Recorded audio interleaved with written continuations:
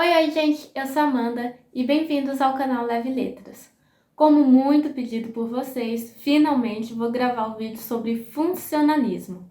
Mas antes, se você caiu aqui de paraquedas, vou deixar aqui embaixo o link dos vídeos sobre estruturalismo e gerativismo.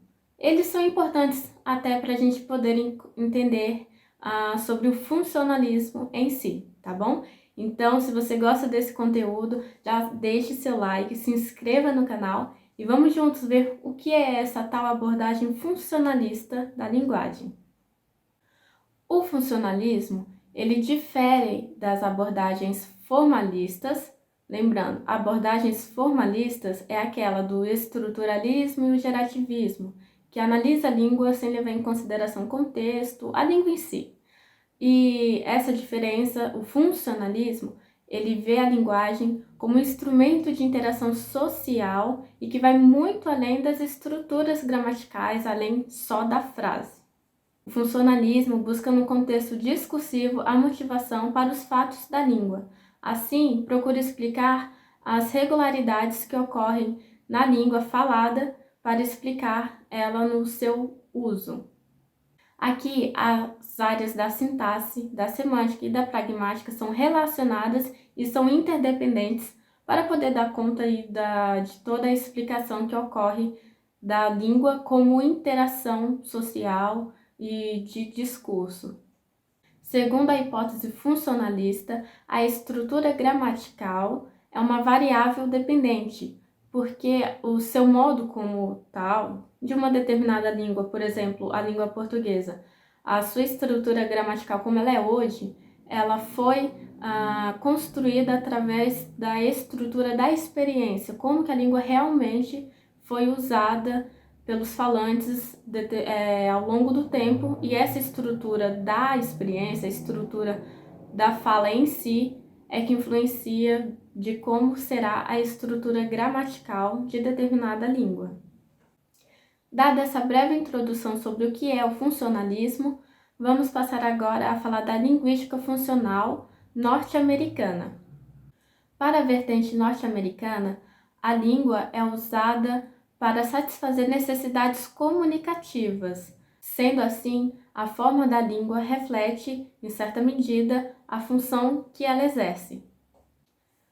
Por isso, nessa abordagem explica que o surgimento de novas estruturas morfossintáticas tem relação direta com os fatores comunicativos, ou seja, as formas que vamos usando durante a fala, durante o discurso, que é onde acontece toda essa organização textual e colocamos em prática, vai motivar a gramática. Então, nessa vertente, uma forte relação, um forte vínculo entre gramática e discurso. E como levanta a questão da interação verbal, cabe ao funcionalista descrever a linguagem não como um fim em si, mas como um instrumento, um requisito pragmático da interação verbal. A língua ela não é explicada em si, num sistema interno, vista só pelos seus fatores internos, mas sim explicada como um instrumento, um requisito essencial para que a fala, o discurso, a interação realmente possa ocorrer. Nesta vertente do funcionalismo norte-americano, os estudos que se destacam de Talmy Gibbon, Paul Hooper, Sandra Thompson e Wallace Shaw. O texto pioneiro do desenvolvimento do funcionalismo norte-americano é The Origins of Syntax in Discourse, de Sankoff e Brown, de 1976. No Brasil, os estudos funcionalistas começaram a partir de 1980 e uma grande obra foi a Perspectiva Funcional da Frase Portuguesa, de Rodolfo Hilário. O funcionalismo norte-americano há princípios e categorias que vamos ver agora.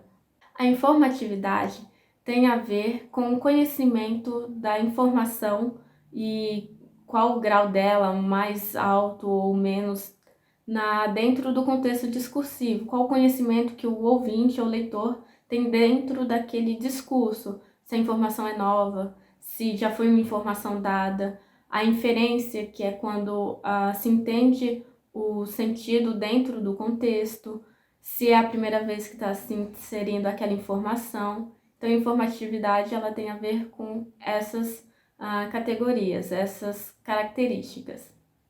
A iconicidade é a correlação entre forma e função, ou seja, a forma, a gramática, aquela estrutura e a função que ela exerce dentro daquele discurso, e ela ocorre de forma natural e motivada. A marcação surgiu lá na abordagem estruturalista e tem a ver com a oposição de termos para que tenha um sentido de qual que é a diferença entre os dois termos. E esse contraste de dada categoria linguística, ela ocorre no nível fonológico, morfológico e sintático. Por exemplo, a oposição entre menino e meninos, essa diferença aqui, menino não há o S marcador no caso do plural, e meninos é o S que marca o plural, já é a oposição que vamos ver a diferença entre um e outro. Um outro exemplo também é menino e menina, que na oposição as vogais O e A marcam qual é o gênero daquela palavra, no caso menino masculino, menina feminino.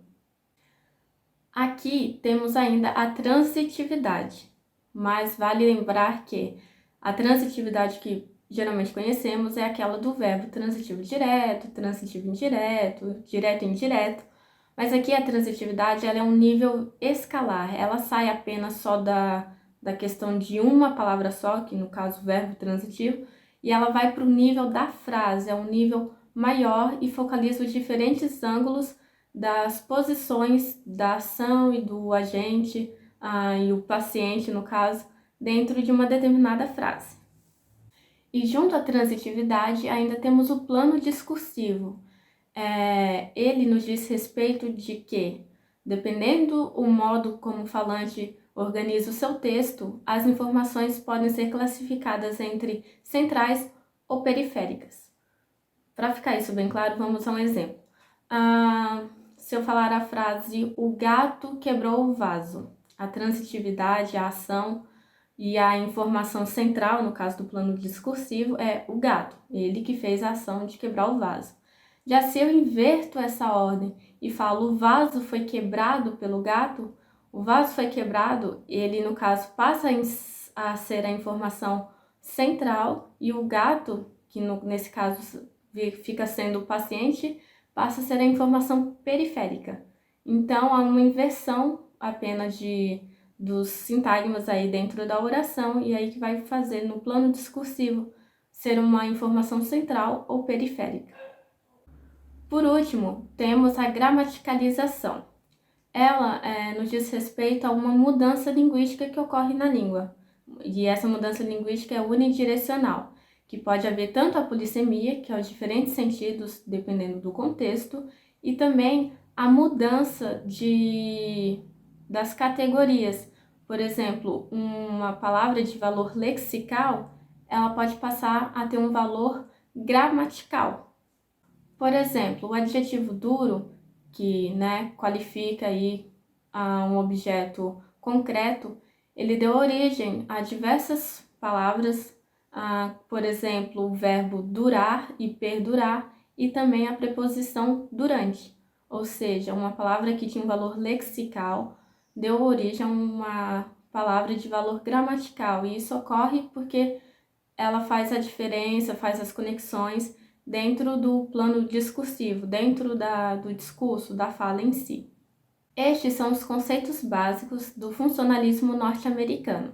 Para esse vídeo não ficar muito longo, a linguística sistêmico-funcional, que também é uma vertente do funcionalismo, só que é uma abordagem britânica, ficará para um próximo vídeo. Então continue acompanhando, que em breve sairá esse vídeo aí para completar o funcionalismo, tá ok? Se você gostou desse vídeo, não se esquece, se inscreva no canal, curte, compartilhe com seus amigos e vamos juntos neste vasto universo da linguagem verbal humana. Tchau!